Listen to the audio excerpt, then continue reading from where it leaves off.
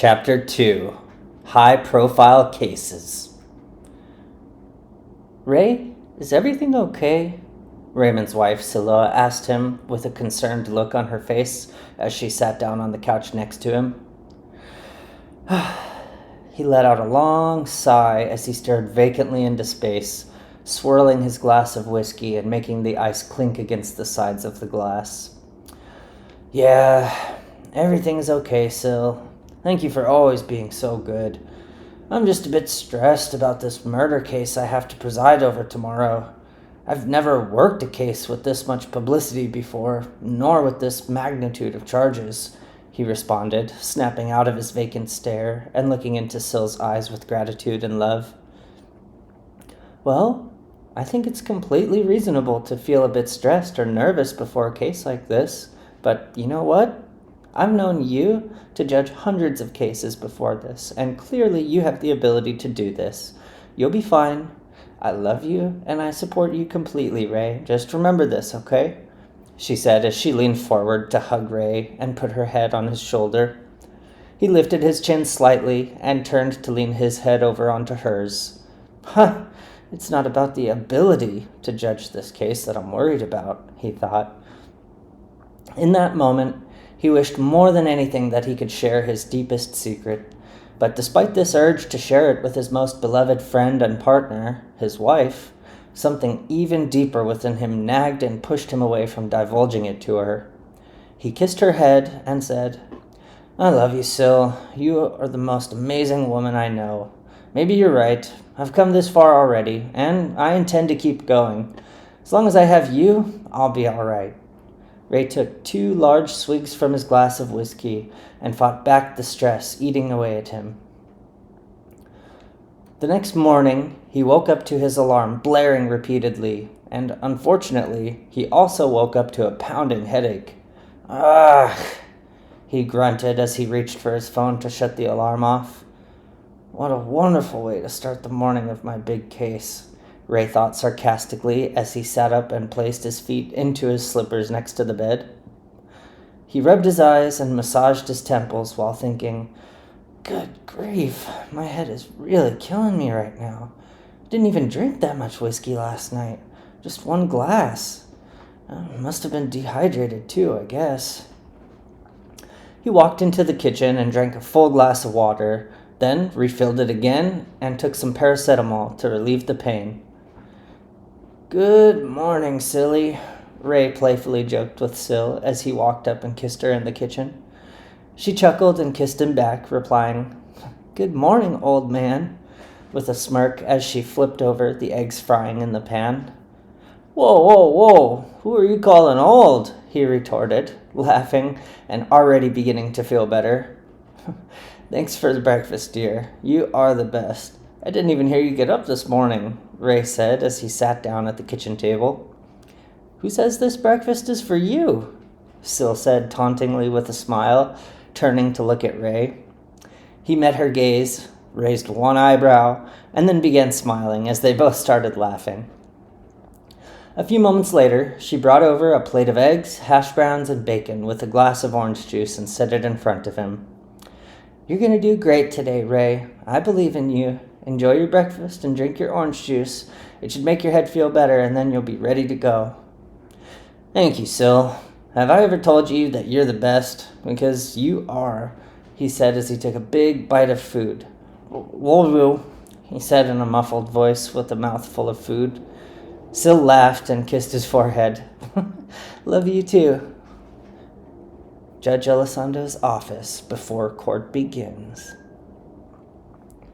Raymond sat behind the big oak desk in his office, with the early morning light shining in from the window behind him and casting light onto the pile of documents he was reading. With his thumb massaging his right temple and his fingers on his forehead, he sighed and continued reading the document held in his left hand in front of him. Not only was his head still bothering him, but this case was turning out to be a bigger deal than he initially realized. Originally, he was under the impression that this was a murder investigation with some strange circumstances, but now it's come to light that this defendant isn't just some random person. The defendant is Quentin Franks, son of the wealthy and famous politician and business owner Mason Franks. At a young age, Mason had immigrated here with his parents, who then started a real estate business and quickly became wealthy. As he grew up, Mason loved going with his father to view the different real estate properties that were being bought and sold. This ended up providing him with many opportunities to meet other wealthy and famous people interested in the properties, including many different politicians and government officials, inspiring Mason to pursue a career in politics. Given that Mason, even from a young age when first meeting all of these officials, left a memorable impression on them as a clever and charming young man, it came as no surprise to the community when he ended up being elected as a state senator. Shortly after Mason's election, however, his father passed away and left the family real estate business to him. Many people worried about what would happen to either the business or Mason, thinking that there was no way he could handle both. But these worries were soon quashed when he married Cheryl Bynes. Cheryl Bynes, now Cheryl Franks, came from another family-owned real estate business and knew exactly how to keep the business alive. Not only did she keep the business alive, but she expanded the business and began contracting towers to be built in major cities like New York, Seattle, and San Francisco, which propelled the family wealth into the top 10% of the country. About a year after the third tower was built, Mason and Cheryl had their son Quentin. Quentin had every opportunity to excel in life. He went to prestigious schools, met many famous politicians, business owners, and actors who were all charmed by him, just like his father Mason. The difference with Quentin, however, is that he had a tendency to deal with some of the shadier characters in the world of business and politics. There had been at least a couple of occasions in the news where Quentin had been accused by whistleblowers for using his connections and power to influence business purchases and elections of officials that he supported. Yet these officials did not seem to have the community support one would expect to see for an official that had supposedly been elected by the community. But as many of these accusations against high-ranking people go, they were thrown out as hearsay and charges were dropped. The accusations did leave their mark on his reputation, though, and the community had their growing suspicions and doubt of his trustworthiness. This information reeled in Raymond's mind, making his head begin to pound again. He reached for the glass of water to his right and drank the entire glass, crunching and chewing the remaining ice as he continued to read the details of the murder Quentin was being accused of. Raymond's eyes fervently scanned line after line of text, absorbing and digesting the information, fighting off any prejudices attempting to work their way into his mind. In the affidavit, Quentin is being accused of masterminding a plot to take care of a problematic realtor, Mr. Jefferson, who leaked information about a scheme to launder money by purchasing property from a shady politician. Mr. Jefferson leaked documents that proved this transaction was not only money laundering, but also bribery, because Quentin actually already owned this property and essentially paid this politician as a bribe, using the purchase of property from the politician as a way to launder the money by making it look like the politician owned the property. When Mr. Jefferson failed to come home after work, his family called the police to report him missing, because they were already aware that he had leaked this information to a reporter and were worried something may have happened to him. Later, it was discovered that the day Mr. Jefferson failed to come home after work, he had been showing a new property to Quentin in a remote area. Police found CCTV footage of Quentin and Mr. Jefferson driving together in the same vehicle on the way to the property, but on the way back, only Quentin could be seen in the vehicle.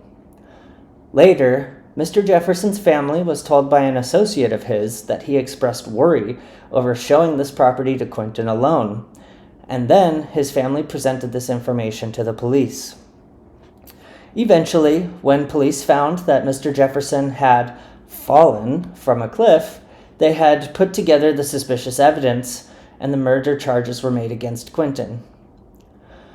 Despite how suspicious all of the events surrounding the case seemed, and how they seemed to be pointing directly at Quentin as the prime suspect, the prosecution was hard-pressed to find any other evidence to directly tie him to the crime. At the scene, there was no evidence of a struggle. In the CCTV footage, Mr. Jefferson did not seem to be distressed while driving on the way out there. Examining both Quentin's and Mr. Jefferson's phones yielded no incriminating or even remotely suspicious text messages, and furthermore, Quentin clearly and obviously hired the best lawyer he could afford, and he could afford more than most people in the country. Still, there was motive based on Mr. Jefferson leaking the information. Quentin was seen leaving without Mr. Jefferson after viewing the remote property, and the claims from the family and work associate about his worry to show this property to Quentin alone. What am I getting myself into? Raymond sighed to himself, setting the documents down and leaning back in his chair. He reached for his glass of water and rubbed his temples again, but realized the glass was empty. Walking over to the pitcher to pour some more water, Raymond mentally flipped through all of the potential ways this case could play out. In the courtroom, the case is beginning. "All rise," said the bailiff as Judge Elizondo entered the courtroom from the door behind his raised desk and approached his seat. Immediately, the murmuring of the court began to quiet down, and clicks and flashes could be heard and seen as the reporters tried to get the best angles before court was in session. "Thank you. You may be seated," Ray said as he too sat down at his raised desk. "Now, let's set the record showing that this is just the preliminary hearing. After the prosecution has proclaimed the charges against the defendant and their merit for making these claims based on whatever evidence may be presented, the defense will have a chance to refute any accusations made by the prosecution, and the defendant will plead either guilty or not guilty. From that point, I will make the judgment on how this case will proceed. Are we in agreement with these proceedings?" "Yes, Your Honor," both the prosecution and defense responded simultaneously. "Good. Then, Mr. Thompson, please proceed," Raymond instructed. Mr. Eddie Thompson, the prosecution, thanked him as he stood up and straightened his tie. Walking toward the bench where Judge Elizondo sat listening intently, Eddie began to disseminate all of the facts to the courtroom that Ray had previously been reading about in his office. When Ray happened to look at the defendant, Quentin, however, he noticed something strange with his aura. Looking directly at Quentin, he could only see a constant bright white aura of ultra-high definition being emanated. But as Ray turned to continue looking at Eddie as he laid out the charges and evidence, he noticed a faint distortion and shimmering out of the corner of his eye. To confirm his suspicions, Ray continued to look at Eddie, but his focus was on the corner of his eye where Quentin was sitting. Sure enough, there it is. That same guilty shimmering distortion was definitely there. But how could this be? Ray had never seen anything like this before. Previously, it was always abundantly clear whether or not the defendant was guilty.